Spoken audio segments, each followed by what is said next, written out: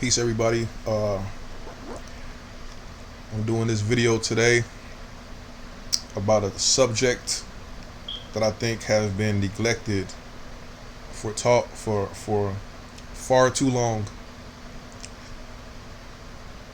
The need for so-called Black American people to define themselves as one, a nation, and two, as a government.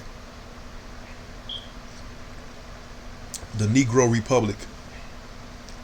The Negro used to be the name for African American people. The Negro used to be the name before we were called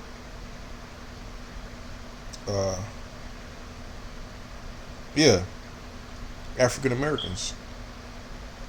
And the reason we don't call ourselves Negro anymore is because we have been led to believe that it is a negative, derogatory term. It means that so-called we are dead. It means that we are property, allegedly. But before we were called Negroes, we were called Moor. Moor. And Moor, we went from Moor to nigger. Nigger. And we went from nigger to Negro, what allegedly means black. And then we went from Negro to African American, which is a misnomer because Africa is a different continent and America is a different continent.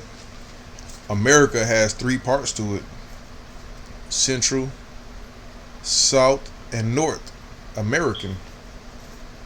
Africa is a massive continent which encompasses, I think, over 70 countries. And we allegedly represent three continents.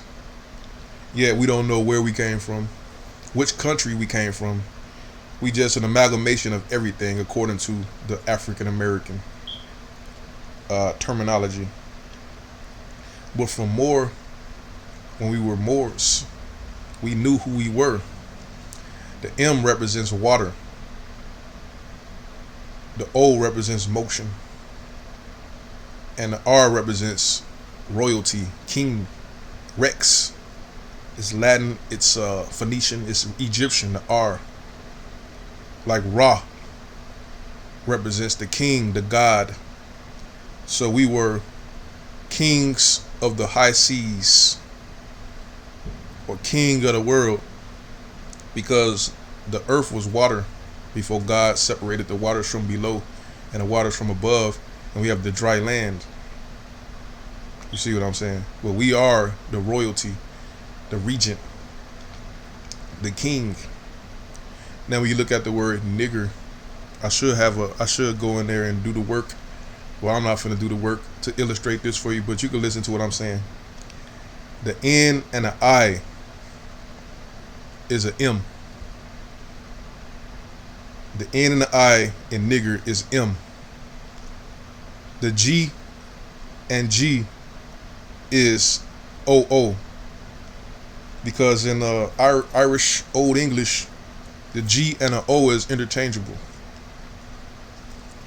So NI is M, GG is OO, and ER is the R. But the E and the R, the E and the OO can be canceled out. So nigger is another way of spelling more. They just a nigger is a disfigured more. They amputated your ability because the M, the N and the I is a broken up M. The N represents the end of motion. The I represents stationary. You're stuck. and a G. The two G's are broken up O's. It also turns a vowel, which is the vowel represents motion, either internal motion or external motion, either abstract or concrete. You look at two G's, it's basically a flat tire. A G and an O is the same exact letter, but you just stopped.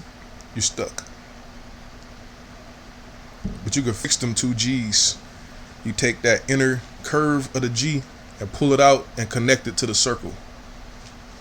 Now you got the more. But the more have been turned into the nigger. And then the nigger was used by the Caucasian, telling you who you were in plain sight because you didn't understand that the N and the I is the M. But when you look at the N represents the end of the motion. The water is next to land. When you dock, when you go into the port of the city, you look at the word men, MEN. You got the motion, the authoritative power, motion.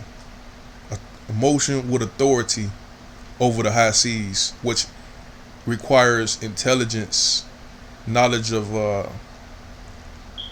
star charts, astronomy, knowledge of the weather patterns, cold fronts, warm fronts.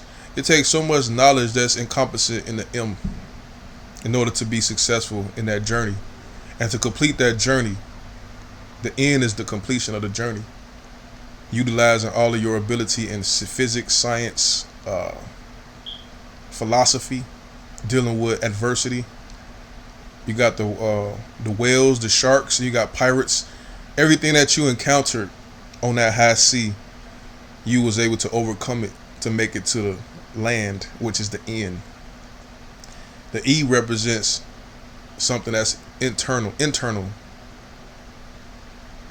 It represents something that's internal. It also could represent something that's eternal, but from this perspective, it's a movement from within yourself to the outer world. You see what I'm saying? That's what the E represents, like in education, to bring out something that is already laying dormant within you. Educate, educe, but the E represents that. So that's what the word men or man represents, and an A represents. That's the first letter in Islam. A represents Allah. It represents an authoritative individual or authoritative power to get this thing accomplished. MAN, man. Woman represents. See, the woman and the man are different because the W represents the waters from above or the heavens. The woman could bring life onto the earth from heaven. The man cannot do that. That's why you have the woman. But other than that, they're actually the same. The women have the same ability on the earth, minus certain strength, physical strength. But they still have the same ability. But they also have they're also capable of bringing life from heaven into the earth. They're the portal from a different dimension. That's what the W represents. And the O represents the motion, the forward motion, like wheels. Basically, you look at wheels, you can't go anywhere without. If you got a car, it needs 4 wheels. A bike needs 2 wheels, and it needs a guy on those wheels controlling the vehicle to get you from point A to point B. But the woman is able to bring that life into this world on any point on earth. A woman could bring a spiritual being through her body onto this planet. See, the O represents that motion. You see what I'm saying? Because you got a verb, you got a noun. That's what a complete sentence is. You need a noun and a verb. A verb represents a state of being or a physical action or internal action, emotions. See what I'm saying? Emotion. Motion from within. That's what emotions are. But the so-called black people abandoned the word Negro and replacing it with African American because they felt that African American is superior to Negro. But they don't realize that the Negro is actually superior because that was our unique identity, and it is a derivative of the word nigger, which is a derivative of the word Moor. And even in Africa, you have people called Nigerian. They still have that that prefix, that root word, N-I-G, which is a M and an O, E-R, Niger. And you look at this play, which was performed by King James' wife, Queen Anne. It's called The Mosque of Blackness. If you read the introduction to this play, they talk about how they originated from Africa by way of the Niger River. Instead of saying the Moor River, they call it Niger River. And it's spelled the same exact way. But it's saying that the Moor has been robbed of its ability. The M has become N-I, and the O has become G. The O has a flat tire. That's what the G is. The O has no more ability to move forward, being spiritually, intellectually, or physically, until we're repaired. Once we're repaired, we can repair the M by connecting the I to the N, and we can repair the O's by repairing the G and the G. But Negro is a derivative of nigger, and it's a Spanish word for so-called black, representing an inanimate body, something that doesn't have the ability to move, an inanimate object, but it still has the root of the Moor. The Moor is when you have animation ability. You're able to conquer the world. You're able to maneuver freely as a sovereign, as a king.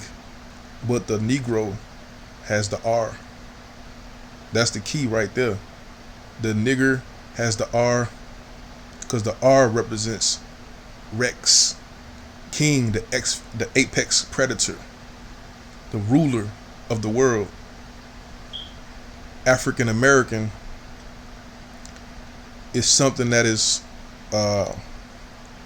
false in its nature, because Africa is named after a Roman general who allegedly defeated Hannibal in the Second Punic War, Third Punic War between Carthage and the Roman Empire. And it was Cornelius Scipio Africanus who they named the Carthaginian territory to. But the original Carthaginian territory included what they call Europe, which is actually North so-called Africa. But before Scipio Africanus allegedly defeated Hannibal, we don't know what it was called. We don't know what the land was actually defined as, because this is a mystery. People don't really go into the history of Carthage, Hannibal Barca, the Phoenician. But we know this: the Carthaginian king of Tyre, in the Holy Bible, the book of Kings, First Kings with King Solomon, King Hiram built the temple of God from Tyre. And we know Tyre at the time was part of Carthage. It wasn't Lebanon. It wasn't the Roman Empire. It wasn't Africa. Tyre was a city-state established by Carthage. And we know that King Ramses, when he had his war with the Hittites, he had a military base in Tyre. So we could deduce from that Egypt was also a city-state established by the Carthaginians. But we looking at it now like Egypt was just a separate country. you know. But the Carthaginians are in the Bible. They are in the Bible. But the word Negro and a republic, we need that, because when we compare our history of being Negroes, comparing it to being African Americans, we will see that we had much more success and much more respect as Negroes. You know, we built colleges as Negroes. We had international trade.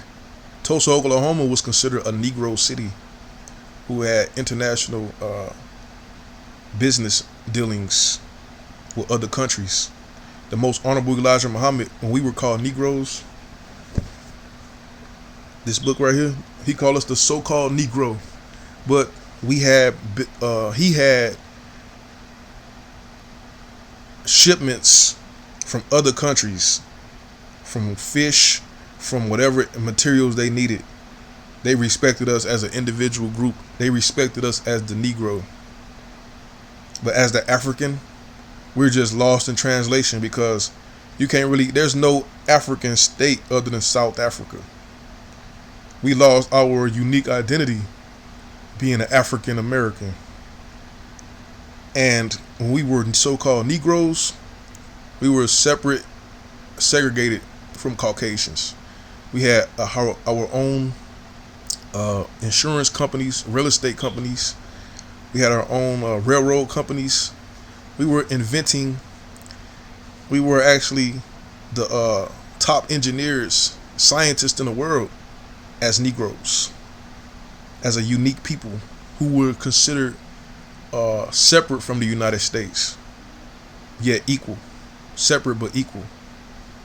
Meaning we were responsible for ourselves. We had to take responsibility for our own families, our own economic destiny. We had to defend ourselves against this predator as Negroes. The Negro leagues. We had our own baseball team, baseball league as Negroes. We had more wealth. The black so-called Negro woman respected the Negro man. The African American woman doesn't respect the African American man. They're on YouTube saying they want to divest. They want to get with Zaddy. They want to separate from the African American. They say they want to get them a real African from the so-called motherland. But the Negro homeland is here. The Negro defeated the Confederacy. The Negro was the main reason we won World War II. World War I. The Negro had worldwide prestige and respect. The African American doesn't. The African American is seen as a criminal, a thug, a thought, filling up the prisons, on welfare, on drugs, prostitution, carjacking, degradation. The African American wants to kiss the lips. An African American man is concerned about kissing the lips of another man. The African American is a disgrace. The Negro is not. The Negro has worldwide prestige and respect and history. And the Negro is directly derived from the word Moor. The African American is not. The African was the one who allegedly defeated Hannibal Barca of Carthage. The African allegedly conspired with the so-called European to bring about the Negro's demise. The Negro is not the same as the so-called African, and history says it. The Negro has a whole different history, but the African American is a false misnomer with no history prior to the 80s. The African American didn't exist until the 1980s. There's no World War II that was fought by African Americans. It was the Negro. Jesse Owens was a Negro. Dr. Martin Luther King Jr. was a Negro. He wasn't an African American. And we need our own republic. And a republic is a government ruled by law, eternal law, natural law. What are the laws? It's 4 laws. It's eternal law, natural law, divine law, and man's law, which is at the bottom. The Roman Republic existed for hundreds of years under 12 laws. The 12 tables kept them together for hundreds of years. The United States of America is not a democracy. It is a republic, allegedly ruled by natural and divine law, according to the preamble. To the republic for which it stands, one nation under God, indivisible, with liberty and justice for all. That's eternal law. That's natural law. And that's divine law. A democracy is man's law. Mob rule. Meaning, even though it might be against natural law, like homosexuality, people can agree that it's legal. This is called color of law. But a republic is a nation ruled by law and ordained by the people. And it has, according to this book, I can't get into it because I ain't trying to go all day talking about this, but there's a book by Plato called The Republic, in which he said a republic, a nation, is symbolic of a human being, a man. And it has a physical aspect and it has a spiritual aspect, a soul. And the soul is made up of 4 parts: justice, wisdom, temperance, and justice, wisdom, temperance, and courage. Those are the 4 elements that the republic is made of. And it could be extremely or it could be extremely to the left, or it could be in the middle of each of those virtues.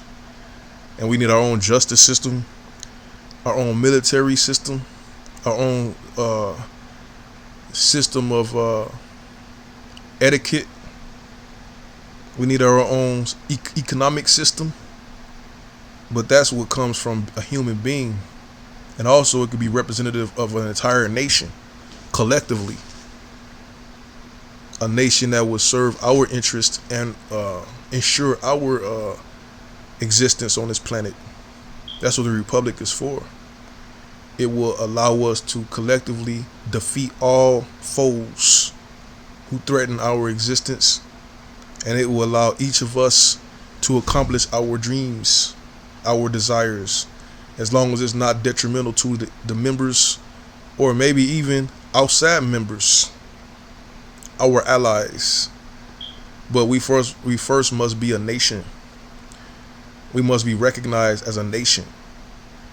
And the most history we have dealing with international politics with respect is when we were considered Negroes. The Harlem Renaissance, Negro poets were accepted all over the world, including the USSR accepted the Negro.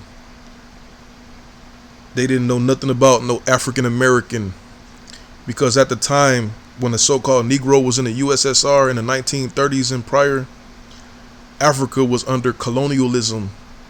Most of the countries in Africa was not free. They were under European domination and control. World War I was fought over control of Africa. King Leopold in the Berlin Conference divided up the entire continent of Africa. The Africans are just experiencing freedom. To this day, they haven't been free for 100 years. And we want to be considered an African, who for most part are still European slaves. But the Negro was free. The Negro defeated our oppressor during the Civil War. The Negro at one point was a separate government in the United States under the Freedmen's Bureau, and we should have been recognized. We possibly was recognized by a sovereign. And if we was recognized by a sovereign, we are sovereign. That's the law. That's international law. Even though we might not know we've been recognized by a foreign entity, a foreign power, but as long as, if you've been recognized, it's like the reason the United States is a sovereign government because it was recognized by Morocco. Morocco made United States sovereign. The king of Morocco, the Sultan of Morocco, is the reason United States is sovereign and recognized by the world. The Negro possibly was recognized by the world in the 1800s, and we just don't know. But this is a study that needs to be done, and we need to recognize ourselves as who we are. We are crippled Moors. A crippled Moor is a nigger. A Negro comes from the word nigger, black. But our original identity, we are Moors. We are more than what we are. But I'm gonna leave it at that.